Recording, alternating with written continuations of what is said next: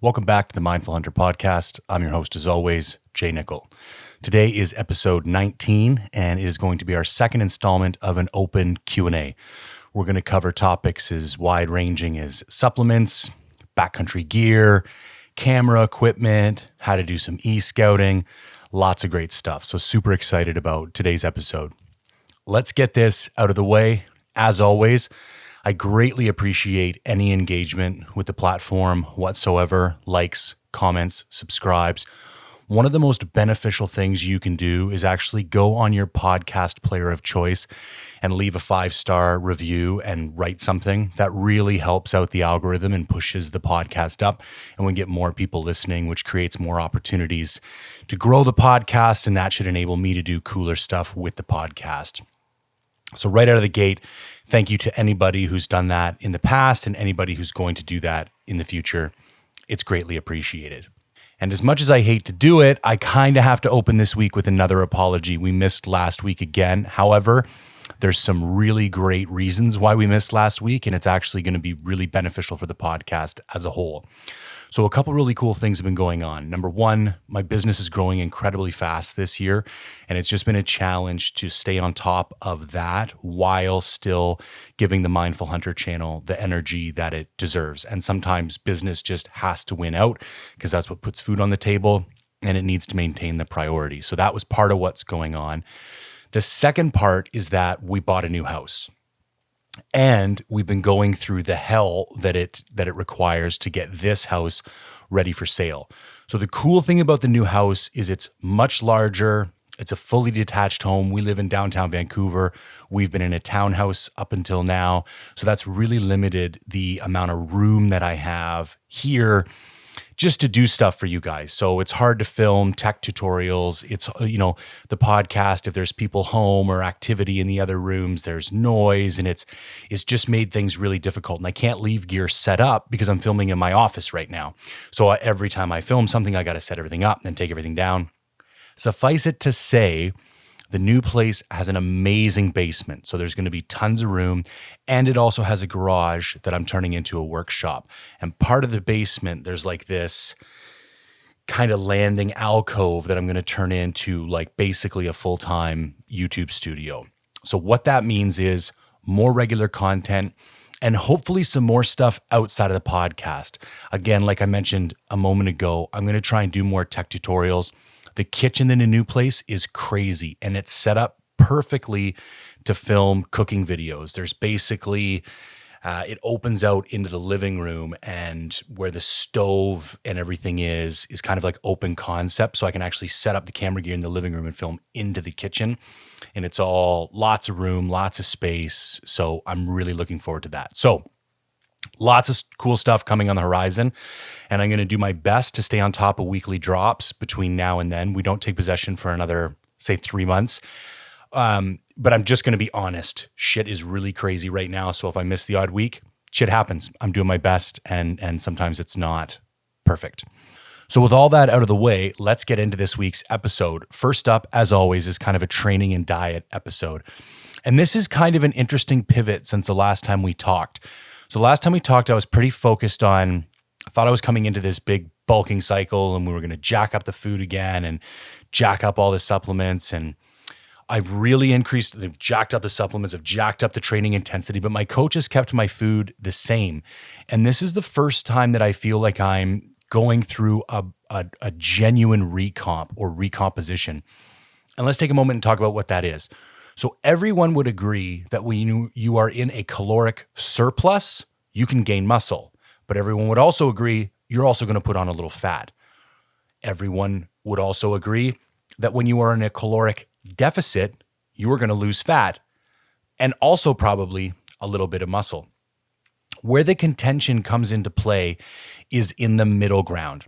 So recomposition, theoretically, would be keeping your calories at around maintenance, maybe slightly above, maybe slightly below, and somehow losing fat while building muscle. And even, I would say, even a slightly looser definition would be as long as you're not losing any muscle and you're still losing fat, that would also loosely be considered a recomp. But the true version of a recomp is like slight muscle loss accompanied by slight muscle gain. And you do this by really targeting maintenance calories. And it works better. Like I'm already carrying a little bit of fluff because I've essentially been bulking for the last 2.5 years. This works. If you're really lean, this is going to be very difficult to do because there's nothing to recomp per se. So if you're carrying a couple extra pounds, because the philosophy is you still have excess calories, even though you're only ingesting maintenance calories, because you have excess calories in your body, they're still available to build the new muscle mass or the new lean tissue. And I can honestly say for the first time, I feel like I'm hitting my stride in a good recomp. I'm down 2 pounds in the last week and a half. I'm 253 right now, which is the lightest I've been, I want to say, since before Christmas. But I feel bigger. And not only that, my performance in the gym and my performance at cardio is increasing. So that's kind of what the markers that you want to keep an eye on. If your food is the same, performance is increasing, and weight is decreasing, you can, with a fair degree of confidence, say that you're recomping. If you really wanted to get anal, you would caliper some body fat measurements or go get a DEXA scan, or even you could do some like muscle mass measurements just to keep on track.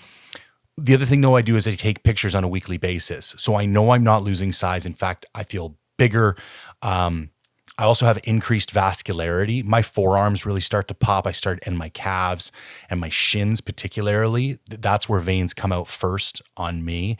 And then I'll even get a little vein kind of on my hips starting to peek out. And all that stuff is starting to happen, which only happens when I lean out. So as far as training goes, I'm still following a 4-2 split. So I lift 4 days a week. I do cardio 2 days a week, and I take 1 day a week off. My lifting is arms, legs, chest and front shoulders, back and rear shoulders. And the goal is to keep my leg training day as far separated from my backpack cardio days as possible. And I do those in conjunction. So for example, how it's working right now is I would do backpack cardio Monday, Tuesday, and then do legs on maybe a Thursday or a Friday. I find I'm pretty capable of doing legs 1 to 3 days, like even 1 to 2 days after the cardio. Where I need the break is between the leg day and the cardio. I need at least 3 days after leg day before I go do cardio again, or my performance just really suffers. And I wouldn't even mind if the performance suffered if I thought there was a strong argument that it was increasing my capacity overall. But I don't think it does, because the whole point of the cardio days is to tax my cardiovascular system, not my musculoskeletal system. So I want to enter those cardio days with like refreshed legs so that I can push my cardio capacity as far as I can. With all that being said, that's going phenomenal. I'm feeling better. My joints are not as worn down because I'm only lifting 4 days a week. I'm getting a little bit of tendonitis on the inner sides of both my elbows that kind of flares up after arm day. Another trick I was doing though is I was doing arm day after chest and back day, and I found it was just too much on my elbows 3 days in a row. So now I'm breaking it up and I'll do arms, then legs, chest, back, day off, hiking. Then arms, legs, and you know, rinse and repeat. So I may run this all the way to, and here's the big news, the sheep hunt, all the way to the sheep hunt. We'll see what my coach says. I'm really enjoying kind of leaning out a little bit. I feel more athletic. Everything just feels better. My sleep is better. Still snoring like a motherfucker, but not waking up multiple times throughout the night. So I like where I'm at right now. So I think the game plan is just going to be to keep cruising like this for the next 3 months. But as always, I'll assess things through pictures, performance, and other health markers, and then make decisions as we go. In one of the most recent podcasts, I made some comments about keto, being in ketosis, and the kind of efficacy of fats versus carbs in backcountry diets. And somebody asked for some clarification, and I realized I didn't do a great job at describing the concept of adaptation into ketosis. So let me take a moment and break that down. I'm not saying you can't use fat as a primary energy source. You can. And in fact, if you're fully adapted into ketosis, it works quite well. And what do I mean by fully adapted into ketosis? So it takes your body anywhere from like 4 to 14 days to switch primary fuel sources. So if you're just a regular dude eating regular food, doing your thing, and you're like, I want to go on a keto diet, it's going to take at least 4 to 14 days on a strict keto diet in order for your ketones, which are measured in millimolars, to get high enough for you to say, and like, I think it's around 1.5 to 2 millimolars per whatever, in order for you to say confidently, I am now in a state of ketosis. I want to clarify another point here, because all these exogenous ketones have come on the market. Chugging a bunch of exogenous ketones and then checking your blood markers is not indicative of actually being in ketosis. It's just indicative. It would be like doing a blood alcohol test after drinking a bunch of booze. Like, it's just measuring the exogenous amount of ketones that are now present in your bloodstream. Now, exogenous ketones can help get you over the hump, but you're still going to need that adaptation time to fully kick over. And here's what a lot of people don't fully realize. You cannot just have a regular Joe Blow diet and then go 80% carbs for your backcountry hunt out of nowhere. You'll be getting adapted right near the end of your hunt. And there's also a thing called keto flu. As you adapt to ketosis, the body normally goes through, it feels like you have the flu. I've gone into ketosis multiple times. I used to prick my finger every morning and check my ketones, all that shit. It was crazy. And as you kick over it, and that's normally how you know it's working. You get a little bit of the keto flu and you're like, oh, here we go. We're being non-carb adapted, and now we're going to be fat adapted.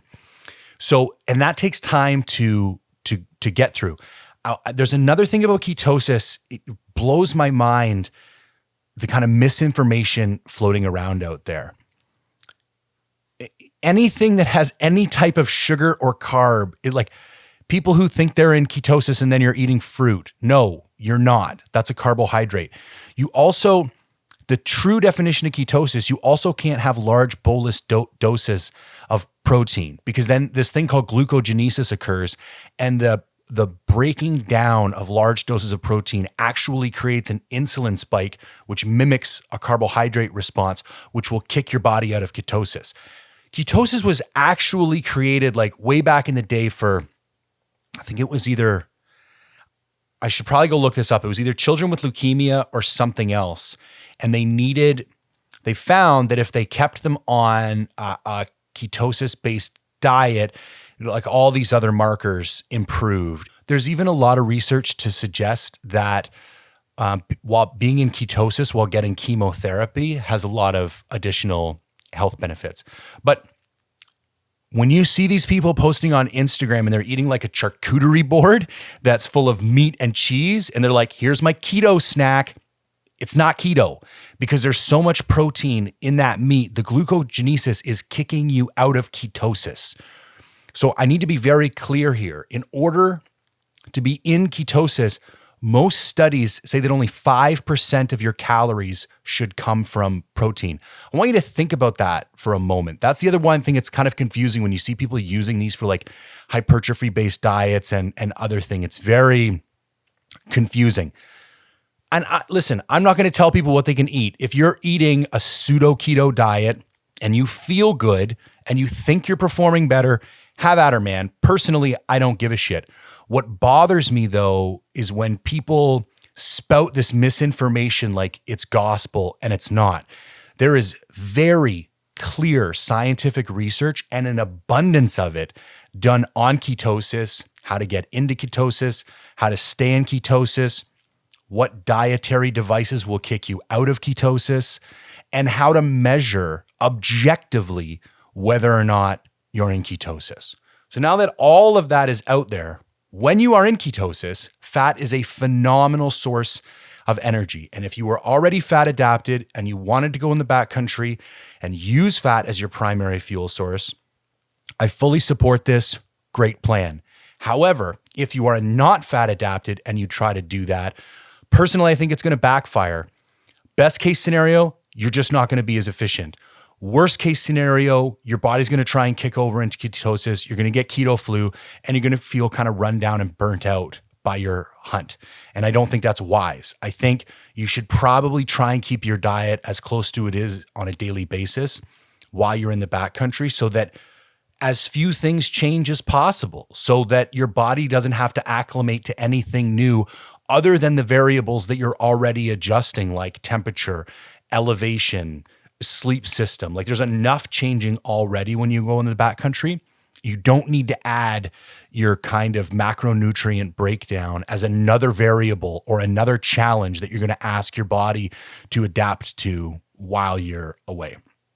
So anyways, that's a bit of a rant, but it was really important to me that I cleared that up because it was something I've studied quite intensely and did for quite a while. In fact, there's a 6-month period in my life where I was on this 1 shake a day diet. Literally, all I had was 1 shake a day. There's this like Soylent blog guy. If anybody doesn't know, there's this old famous movie with Charlton Heston called Soylent Green. And it's people. And basically there's this like dystopian society that drinks this thing called Soylent Green. And it turns out at the end of the movie that it's made from people. But it's like this miracle shake and it's all they need to survive. And this guy's kind of done a play on that and done all the research to say if you only had 1 meal a day, what would it need to contain in order for you to be healthy? And so I did that whole thing for 6 months, and that was quite interesting as well. But just take everything that you hear around the whole ketosis argument with a grain of salt and the whole like using fat as an energy source with a grain of salt, because there's a lot of misinformation out there. And the surprising thing to me is like, there's a lot of areas of study where scientific consensus has not really been reached. And you can kind of say, yeah, there's pretty strong arguments at both sides of the table. Ketosis is not one of those areas. There is very strong scientific consensus, and there's an abundant amount of research in relation to all the things that I've just discussed. So take some time, do some research, and then make up your mind with an informed opinion. All right, content creator of the week. There is a BC guy named Noah Redka who started a new podcast called Days Outside. And I think he's taken a really interesting spin on how to approach this space. I target the kind of people who've already done a few trips, want to know a little bit more, tend to be pretty hardcore, and are looking to go deep in the backcountry for extended periods of time. But I think there's a whole other segment of the population, well, and actually Noah specifically kind of defined his value proposition in relation to this segment of the population. That's the people who've done nothing yet and are looking to just cross the chasm into maybe their first outdoor trip or maybe even their first big hike or something like that. And he's targeted his podcast and his IG channel to that demographic and tries to provide some useful information. So the podcast is called Days Outside. The Instagram channel is Days Outside. It might even be daysoutside.ca. I'm sure if you search it, you'll see it's got like this kind of like sun logo thing, looks really cool. And I think he's doing really high quality stuff. He's just getting started, so doesn't have a big following yet, but I think it's worthwhile. And if you have friends or family that aren't as far along as you are, but are looking to kind of catch up, I think Noah's channel might be a good place to start because there's some valuable information there. All right, without further ado, let's hook into some questions. So up first, Nicholas Anthony Walker. How do you know when a bear is bluff charging and when it's actually coming to attack? This is one of the things that you're unfortunately only going to know after the fact. I have personally never been bluff charged. I did tell a story on this podcast about my brother being bluff charged. And I can't think of any ways or signs that you would visibly see if a bear was that close where you could say, oh no, he's only going to bluff charge. I don't have to worry about it. Like let's take a situation where you are armed with a firearm and you're being approached by a grizzly bear and it's close enough to charge you. If you've done everything within your power, like you fired a warning shot, you've made a bunch of noise, you've really exhausted your options, and he's close enough to charge, or she, by the time that bear charges, I'd put a bullet in it. I would not wait around to see, maybe this is only a bluff charge, because they're going to be so close already that you're not going to have that much time on your hands. The only variable there, I would say, was distance. If the thing is like further than 50 or 75 yards away and it starts to do a little sprint towards you, I've seen that before, and then only runs like 10 yards and pulls up. That's the kind of thing that you still have enough distance between you and the bear to kind of note and make an educated decision about. But yeah, I would say that really after the fact is the only time you're going to be able to say, well, what that bear did was only a bluff charge. It wasn't a real charge. And I covered a whole bunch of stuff on bear safety in a previous episode. And I still say your best defense is a good offense, in that be aware of where you are. Don't get into the situations that you can't get yourself out of. However, sometimes despite your best efforts, you're going to be in a situation that you simply can't do anything about. I think it's really important to have bear spray very close by. Like, it should either be chest mounted or hip mounted. You should practice with that spray, pulling it out of the holster, pulling the pin, even firing it in a safe place, just so you know what it's going to be like and how far your effective range and all that kind of stuff is. And when you can have a firearm, I think it's good. I carry a Kifaru gun bearer, and that's one of the reasons I carry it. Having a gun strapped to the back of your backpack while hiking through British Columbia, probably not the best idea in the world, especially in grizzly country, because it ain't going to do you any good whatsoever if you get attacked by a grizzly bear and you've got a gun strapped to the back of your backpack. So I like the gun bearer because it's like a flick of the wrist. I can have my rifle out and at the ready. Not a great answer, Nicholas, but it's the best that I got. All right, J Frost 9. Do you take a multivitamin? Do you recommend it for someone who works out 4 times a week? If so, over-the-counter drugstore brand or a specific stack like Animal Pack? So I recently switched vitamin source to a new product called Vita HD from a company called HD Muscle, which is a Canadian company here led by Dorian Hamilton and the boys out in Burlington. Really respect their product and their ethos. They make really high quality stuff. It's not cheap. One of the things to keep in mind about vitamins, in particular a multivitamin, is they've done a lot of like absorption and dissolve tests.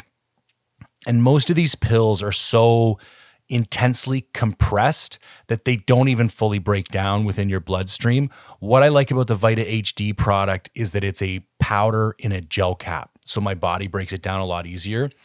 You're also supposed to take 5 to 10 pills a day. That's another very good sign. If it's literally like 1 pill per day, you're probably not getting what you actually need. Most people are going to tell you that a well-rounded diet of whole foods is going to be enough micronutrients that you don't need to worry about an extra multivitamin. I tend to disagree, part of it because I eat more of like a bodybuilding style diet, so it's a lot of the same stuff, and I don't eat a lot of varied micronutrient dense foods. And even if I did, it's like no harm to have a little extra.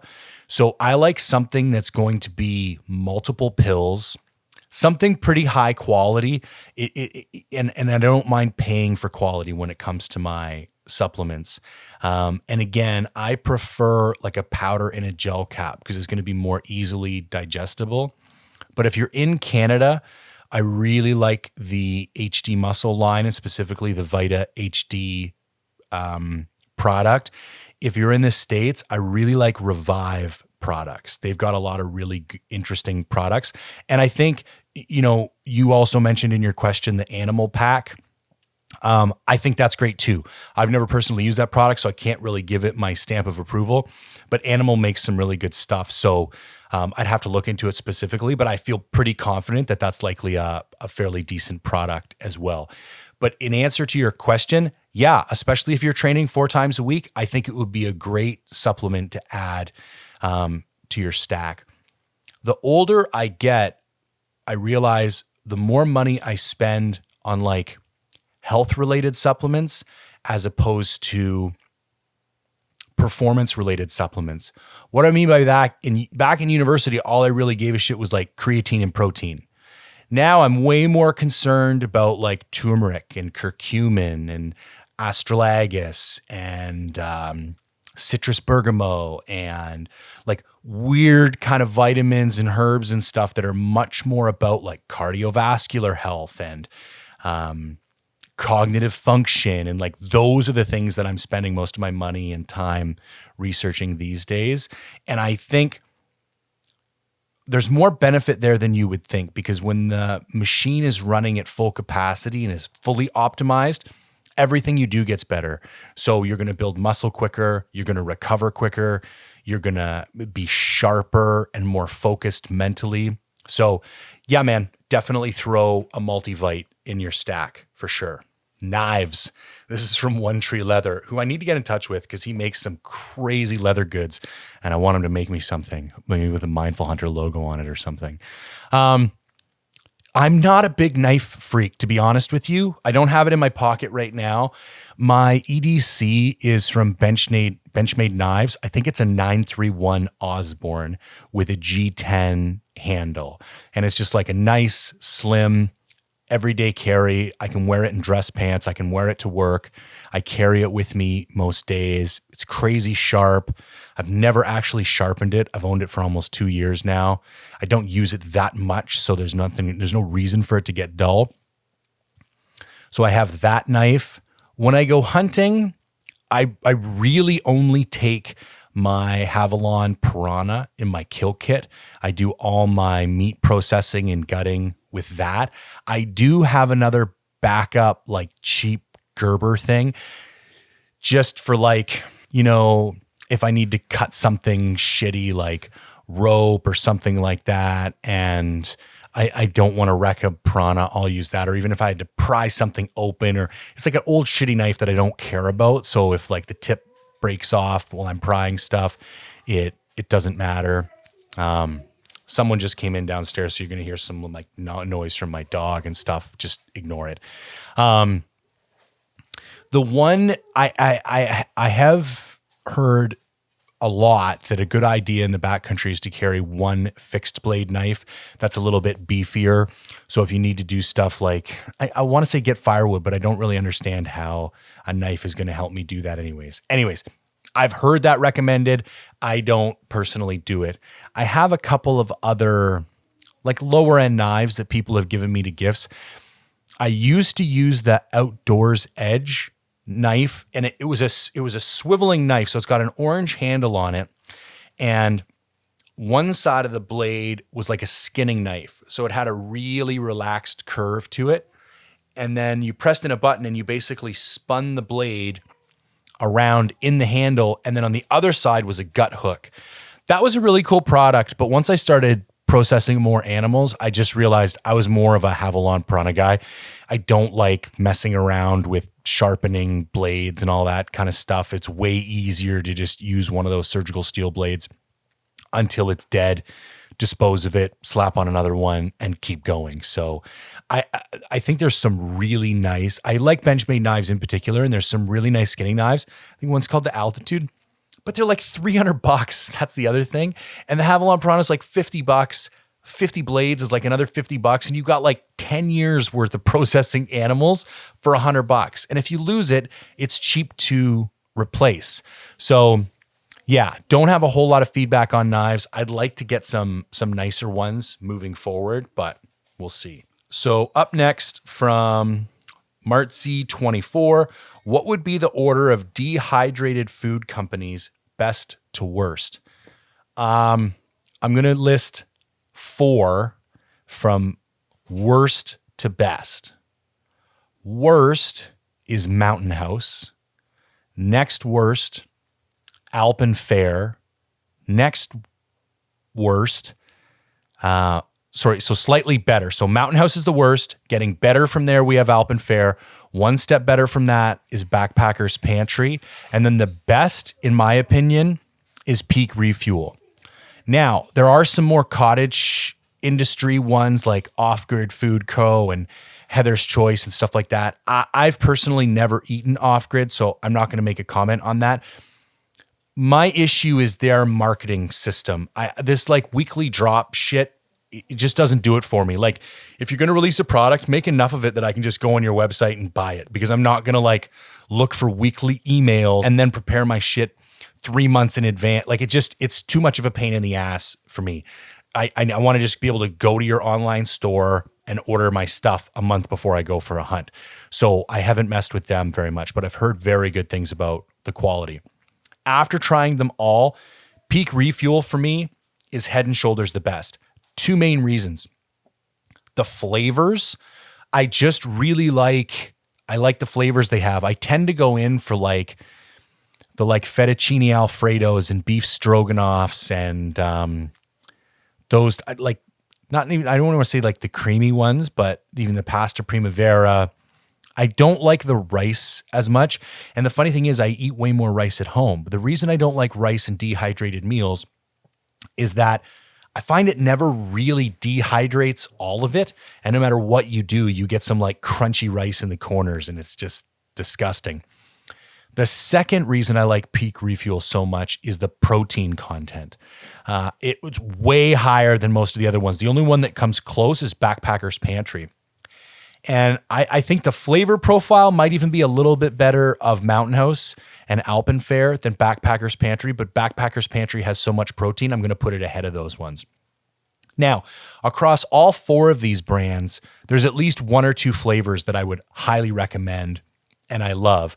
But if you were just going to stick with one brand, and here's the thing, being in Canada, ordering from a bunch of different places gets really expensive with shipping, and Peak Refuel always has lots of stuff in stock. Black Ovis also carries their stuff, and their shipping is really affordable. And normally they've got like a 10% discount code, so that also really helps out. But yeah, Peak Refuel is the best. Mountain House is the worst. Best backcountry SteriPen. I have only ever used the Adventurer Opti. And the funny thing is, this is the one that Snyder always complains about, and I know why. Batteries die randomly. I'm going to say that flat out. It's hard to give this product like a full 5-star recommendation because it works amazing, but then just every now and then the batteries will die randomly, and there doesn't seem to be any rhyme or reason for it. I almost think there's a fault in the wiring inside, and like, so sometimes the battery's just being drained and you don't know it is. I don't really have any other explanation. The trick I've found is that I always carry a spare battery with me, and no matter how many times it's died on me, as long as I just put a new battery in, it works again. And listen, it's not like the battery dies every third day. I've never had more than one battery go on a trip, and I've gotten through multiple trips without going through a battery. The thing that's annoying is like I've tested batteries before going on a trip and they're full, and then it would die. So I don't know if I would recommend. Plus, it also takes really weird batteries like the C1032 or whatever the fuck they are, the little short, stubby lithium ion ones. The one Snyder always recommends, it's like the old school one. I don't even know what it's called. It's gigantic though, and it takes 4 AA batteries. It's a big white thing. It's way bigger than the Adventurer Opti. And that's the one that most people go with. It's a little bit bigger, but it takes AA's, so it's going to be more compatible with the rest of your items that take batteries most likely. So if you were going to buy a brand new SteriPen today, maybe that's the one I would recommend. I've never swapped out simply because I like the size of my Adventurer, and carrying one spare battery, I would do that anyways, just to be practical. So it's not that big a deal for me. And while we're on that topic, SteriPen for me, head and shoulders, the most efficient, best water purification tool in my experience. I don't even own any pumps or filters. All I own is the SteriPen, and I love it. Do you edit your own videos? If so, what program do I use? Absolutely. I edit all my own stuff. I edit all my own photos. I edit all my own videos. I do all of it. I use Adobe Premiere Pro. So this is a content creator, tip for all you guys. If you're getting into this, just get the Adobe Creative Suite bundle subscription. I think it's like $60 a month, which sounds like a lot, but you get access to every single software program that Adobe makes. So Photoshop, Lightroom, Illustrator, Premiere, Audition, like all of them. It's crazy. And once you start getting into this kind of shit, you need all of them because you're going to use the three big ones are Lightroom, Photoshop, and Premiere. But then it's also nice sometimes when you want to do something in Audition, you need After Effects to like open up the animation properties or import a template. So you've got that one as well. And lots of times you are editing 90% of your photos in Lightroom, but then when you want to make a thumbnail, you got to open Photoshop. So for me, it was just easier to have the whole bundle. And let me know if you guys want me to do some tutorials. Part of the reason I haven't is that there's just a lot better people than me to give tutorials on the internet. But I also think from editing and shooting a lot of backcountry filming, there might be things that I do that not a lot of other people are doing, or it's just that you guys are particularly interested in how to edit the things that I do. So in the next month or so here, I'm going to be leaving for Spring Bear. So I probably have the chance to do some editing tutorials on that film. And then coming up after that, we've got August Sheep Hunt looming quite closely. So that'll be another opportunity to shoot some tutorial related content. Misguided Hunter says, any changes in fitness routine going into a sheep hunt? So I'm going to go back to everything that I said at the beginning, and I'll even go back a couple more episodes. Previously, I was lifting 5 days a week and hiking 1 day a week. And then I'll be honest, most times for at least a couple months when I was like mid-cycle, my supplements and food would get to a point and I'd be carrying so much water that the calf and lower back pumps were just out of control. And I wouldn't be able to hike for maybe a month or two. And then I'd cut all the supplements and food down a month before a hunt, and then I could get back into hiking. Two things.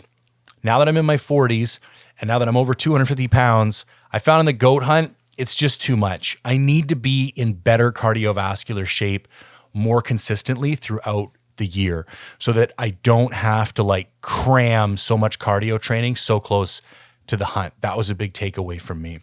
So I specifically structure my week now to put more emphasis on cardio. So ever since I got back from the goat hunt, it's been 2 backpack cardio hikes a week. They're an hour and a half long. I burn 1,000 calories, 1,000 vertical feet. I wear a 50-pound backpack. They're ball busting hikes. And I do 2 of those every week. I've never missed a week. I started changing the supplements that I'm using in my stack and everything else, and I've got it to the point, lean down a little bit where the calf pumps and the lower back pumps don't seem to be a problem. So this is super good news.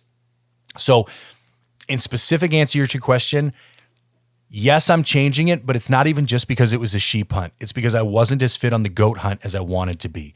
So I would say as general practice, people be in shape all year. It's just so much easier. However, if it's not an option, you got to start 3 or 4 months out and put an emphasis on backpack cardio. I've said it before and I said it again. I don't give a shit about CrossFit, fucking mountain fitness, elk shape bullshit that have you doing clean and jerks and a bunch of this other fucking nonsense. It's unnecessary. What you need to be good at the cardiovascular requirements of hunting is backpack cardio, because that's what you're doing in the mountains. Now, if you have more time and more of an inclination in your personality to do more of that other stuff like I do with my lifting, then do it. But don't confuse yourself. The priority for hunting is backpack cardio. And you got to get to the point where you can do it like regularly and intensely and your body holds up. And wear the boots you're going to hunt in, wear the socks you're going to hunt in, wear the clothes you're going to hunt in. Like, it should feel like you're hunting, because that's also going to help you be more acclimatized to the I'm kind of going to get woo woo here, but like I'm a big guy on like visualizing and being able to kind of predict the circumstances you're going to find yourself in. And if you're in your gear, in your environment more often, then when it's a real world scenario and you're in front of that animal, it's just going to feel like another day. And it's going to be one less variable that's making you feel weird and respond poorly and think too much. Like it should just feel like another day so that you're not thinking, you're just behaving. So anyways, hike more with a backpack. That's all I'm going to say as far as how I would shift or adjust my hunting going into a sheep hunt goes. All right, up next, when is your bodybuilding show? What's your refuel plan for hunting season? The next show that's remotely possible is in December. It's the Vancouver Pro Show, and they're having a regional qualifier the day before the Pro Show. I don't think I'm big enough. That's just a fact of the matter. And if I wanted to have a chance at being big enough for that show, I think I would have to focus exclusively on putting on mass for the next 4 months and then exclusively on prepping down for the next 4 months after that. And that would be too much of a compromise for the sheep hunt that I got coming up, because I just wouldn't be in good enough shape because I'd have to put on too much size too fast. And even then, here's the thing. If I could do that and I knew for a fact I would be competition ready, I might do it anyways and just muscle through it. But I like at this age, it takes a little bit longer to put on size than it did when I was in my 20s and 30s. So, realistically, maybe next summer. This has been a huge lesson for me. Like I'm a sprinter. I like doing things flat out, balls to the wall. And I thought it was going to take me a certain amount of time to get ready for this show, and it's taking me so much longer than I thought. But my goals have also shifted. Like the physique that would be acceptable for me to walk on stage with, what my vision of that is, has changed a lot too. And it's like, I don't want to do this shit just to show up.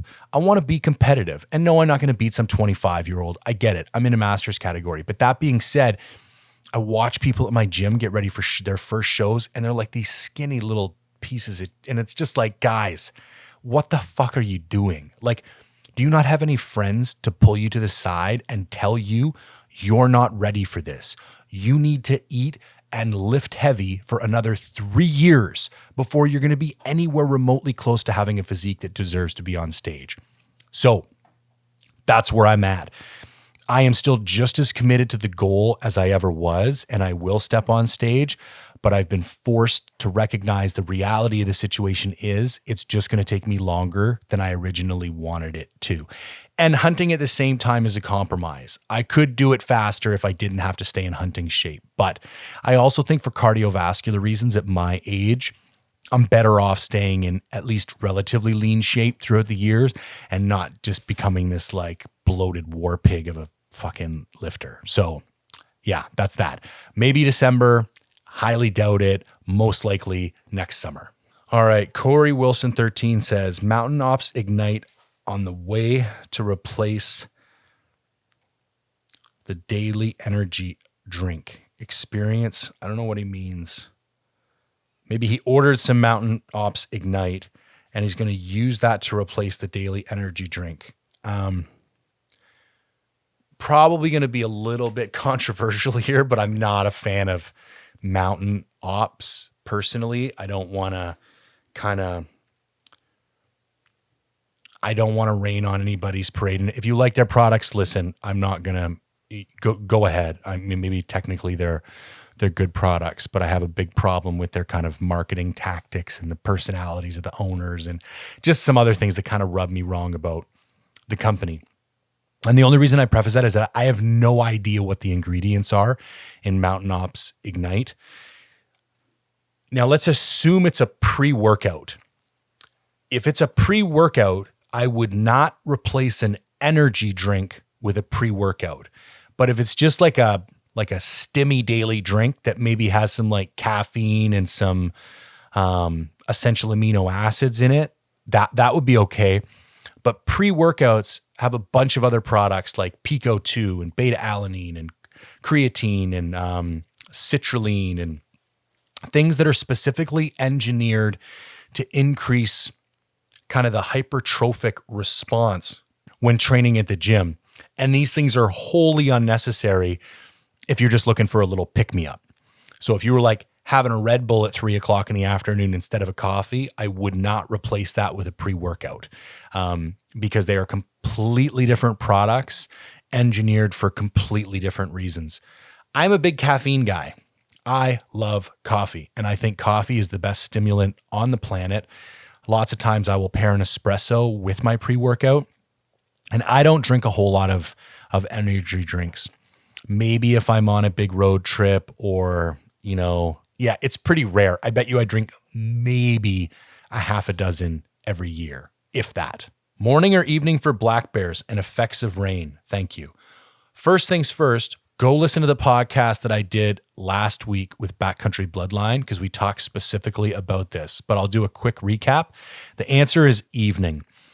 If I could only hunt one time of the day, I would go like 4 p.m. to sunset. It's just so much more activity. And Simon, my buddy, brought up a good point on that podcast that he also sees a higher density of boars during that time. So even though there's bears out during the day, they tend to be younger boars and sows, and the big old boars tend to come out more in the evening.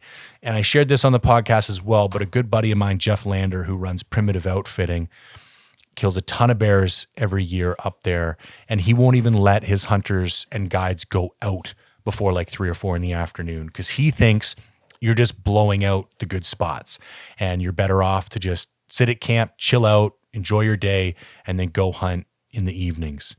So yes, 100% evening before morning for bears, which kind of makes you feel lazy because it's like, oh, I'm hunting. I should be up at 6 a.m. and nah, fuck it. Sleep in, hunt at night. Rain. This is an interesting thing. Some of the best bear hunting I've ever seen is like after rain. So you'll get like a decent rain during the day. And this is the other reason why evening's nice. It's pretty common for the rain to break around that, kind of late afternoon, early evening, 3 to 6 p.m. and then the evening be rain free. Those are some of the best bear hunting times I've ever had. But I've also seen a shitload of bears just right in the rain. If it was raining, I'd still go out. I mean, ideally, it's not raining. Rain's also going to help keep your scent down depending on, what the wind is doing. So that there could be some advantages to hunting in the rain. I wouldn't stay in just because it's raining, but I do think you're going to have a better hunting experience when it's not raining. But I would still say the perfect hunting experience is like some scattered showers throughout the day, and then the sun comes out and it starts to dry up in the evening. Those boars are just going to flood out to whatever grass is nearby. All right. Joel Hunt says, tips for getting over the fear of sleeping overnight in the backcountry solo. It's funny how often I get this question, and I feel bad because it's not something that's ever really tripped me out that much. But maybe I'll share some tips that I've gotten, some of the things that I do. One is sleeping pills, like a mild sleeping pill. And I think it might even be just a placebo effect. But I've used them in the past.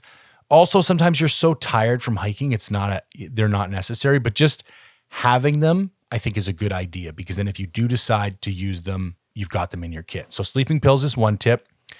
Podcasts or an audiobook is another tip. And even just bringing a regular book, because I find the worst time is like that 10 to 15 minutes after you crawl into your bag and maybe you need to wind down a little bit before you fall asleep. That's when your mind starts to run away with you.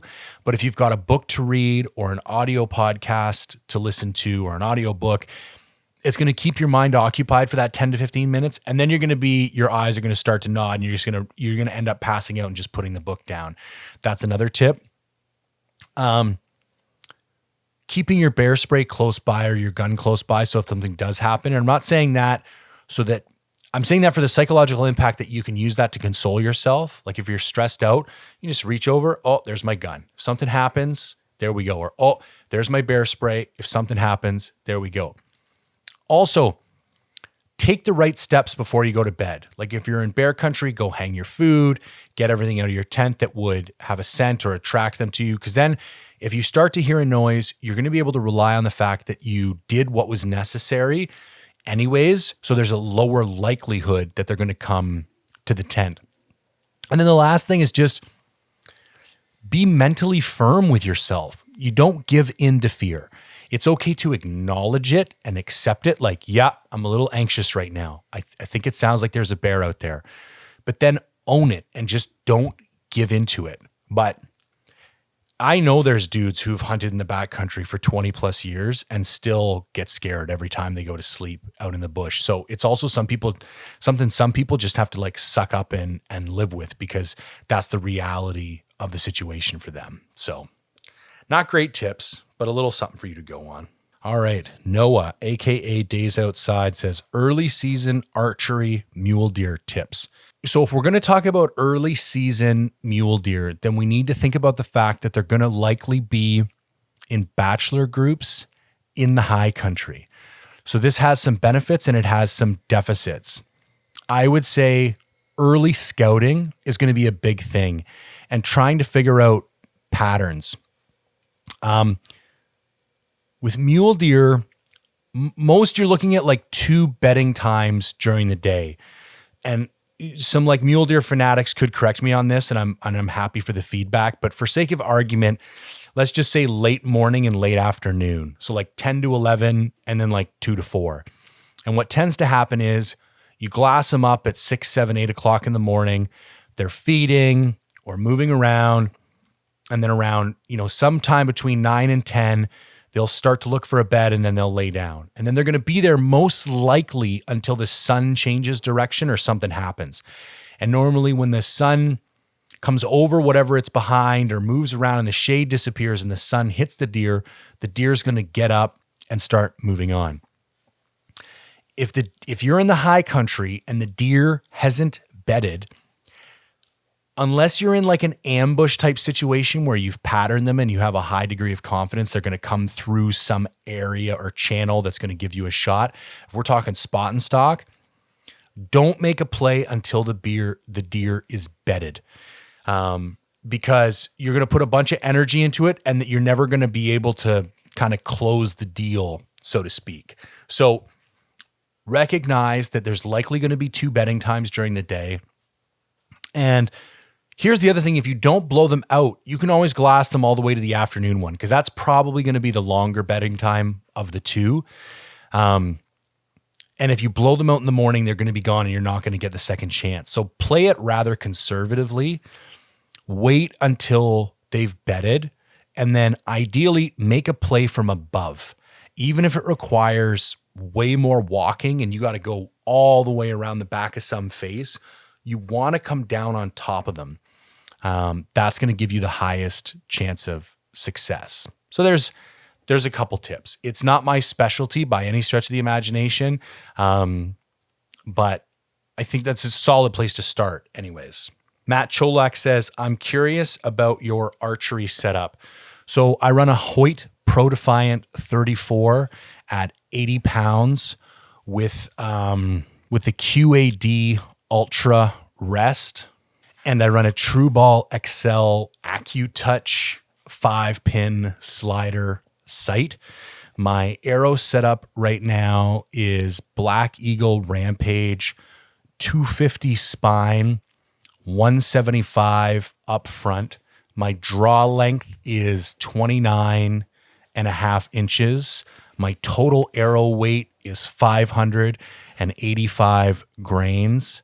And I run the Iron Will component system and the Iron Will S125, the solid 125 grain double bevel broadheads. And I have had such phenomenal success with that system. I plan on changing nothing this year. In fact, I'm not really doing that much archery hunting this year, so I don't even think I need to really like build any arrows or do anything. I'm like ready to go. In the next couple of weeks, I'm going to be doing a whole like spring archery episode because I've been trying to rehab this shoulder injury. I didn't shoot at all over the winter. And so I'm going to do this kind of like how to get back into archery episode. Like I'll tune my bow. I'll tell you how to like start practicing because like you just can't come out, swinging for the fences. Like there is a more efficient kind of practicing approach, in my opinion, when you haven't shot in a little while. And I'm going to get into like how to clean up your gear, make sure everything's ready, test some things. And I'll get into all of that on that episode, but that's my general setup and I've liked it really well. I would like a new bow, but the one I have still works and I've had better uses for, money. For instance, I just bought a new camera that cost a shitload of money, and I'd rather have a new camera to film backcountry hunts than a new bow to take on a hunt, considering my current bow still works. Optics setup, what and why? My spotter is a Zeiss Harpia 95 millimeter. My main binoculars are Zeiss SF 10x42 Victories, and my kind of big binos are Swarovski 15x56 SLCs, the Coos Killers. My tripod system, everything is Outdoorsman's. I have a medium compact and I have a tall, and I run their pan head. I also have a Serai VA5 head that I'm not that big of a fan of, to be honest. The Outdoorsman's pan head is far superior in my opinion. And all my optics are set up to go directly onto the Outdoorsman's system. So it's a really nice, comprehensive little kit. Now it's expensive as shit, man. I've blown an unbelievable amount of money on optics, but not right out of the gate. I literally went from like $300 binos to $1,000 binos to $2,500 binos. Like I took my time, and then it got to the point where I knew I was going to be hunting for the rest of my life and I wanted the best glass that I could possibly get. A lot of people are going to say, why Zeiss, not Swaro? Really, I don't think one excels over the other in quality. I like looking through Zeiss a little bit better. I've been lucky enough to use them both multiple times in the field. The ergonomics of the Swaro don't do a whole lot for me, and the flattening elements of Swaro Vision also don't do a whole lot for me, but I think all that stuff is personal preference. No one is going to argue about the quality of Swaro glass, and I think Swaro, Zeiss, or Leica, you're in the same ballpark, and you can't make a bad decision.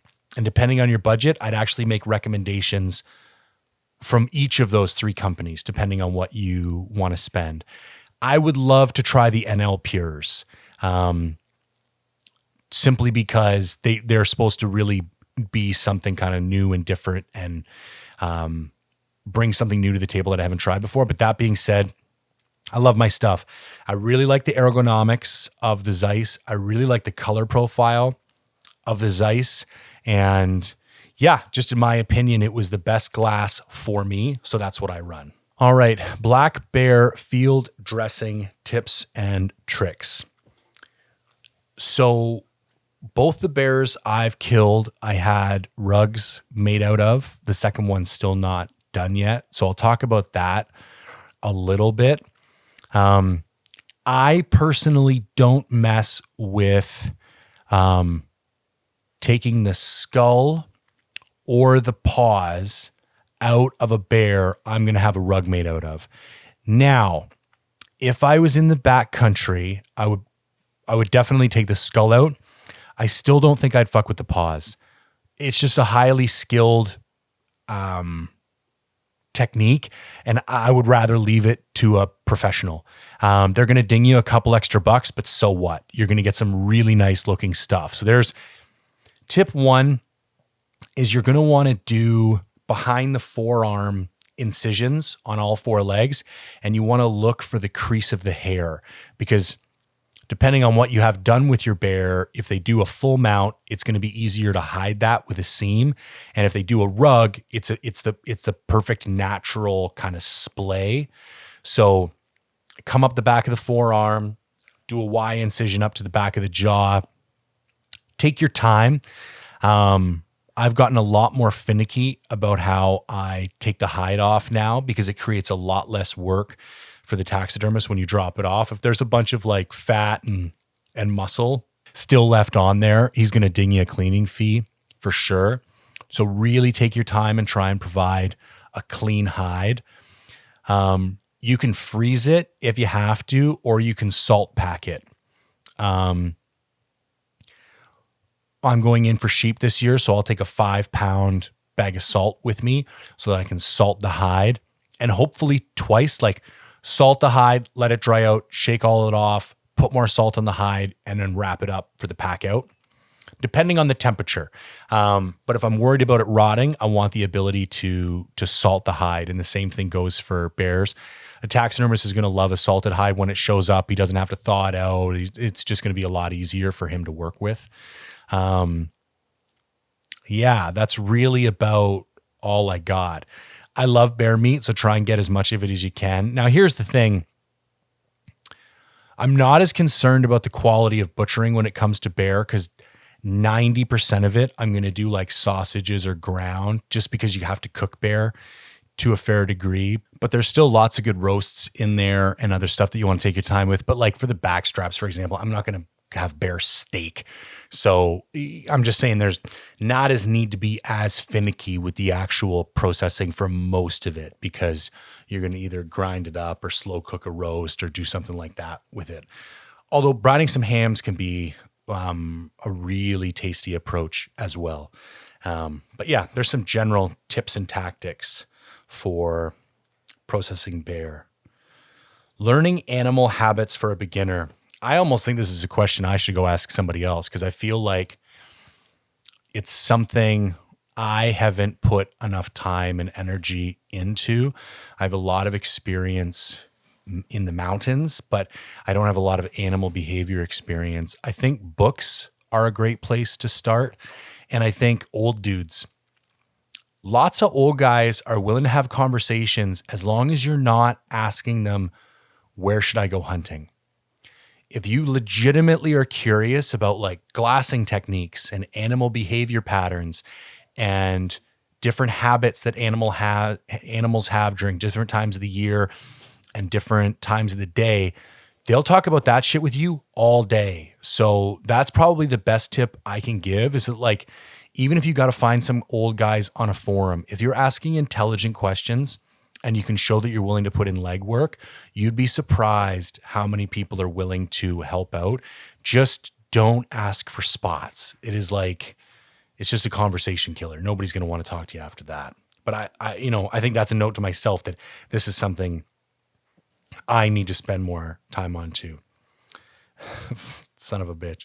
My buddy Jeff says, have you ever missed a 7-foot plus black bear with a rifle? Son of a bitch. The answer is yes. So if any of you haven't seen it, my spring bear film from last year, there's a bunch of circumstances leading up to this and why I decided to try to shoot this bear with a rifle. But anyways, I tried to shoot this bear with a rifle. It was pissing rain. It was 320 yards. It was a bad rest. There was a bunch of things that went wrong, including me not having my turrets zeroed. It was like big learning lesson. Giant black bear. I'd been working him for like 3 days. I thought I hit him, went and looked for him, couldn't find him, came back, watched the footage, looked like I might have just grazed him, sat there the rest of the night. And then, yeah, crazy enough, right before dark, this fucking bear comes back out and he has like a 3-inch bald spot on his ass of where the bullet grazed him. I couldn't make this shit up if I tried. And it was a huge learning opportunity for me. I got too excited. I didn't take responsibility for my rifle and having the turrets zeroed. And yeah, it was a bit of a perfect storm of fuck ups that like basically I was responsible for all of them. Now, kind of won the lottery because bear was completely missed clean, pretty much, wasn't hurt. So there was no consequences to my action, but it was enough of a wake up call that I approached things a little bit differently since then.